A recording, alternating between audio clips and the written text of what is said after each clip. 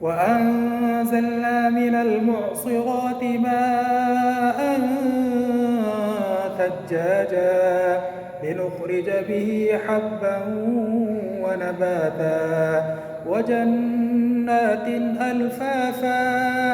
إن يوم الفصل كان ميقاتا يوم ينفخ في الصور فتأتون أفواجا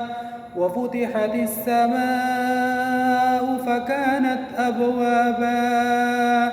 وسيرت الجبال فكانت سرابا إن جهنم كانت مرصادا للطاغين مآبا لابثين فيها أحقابا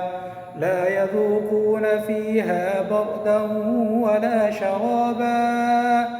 إلا حميما وغساقا جزاء وفاقا إنهم كانوا لا يرجون حسابا وكذبوا بآياتنا كذابا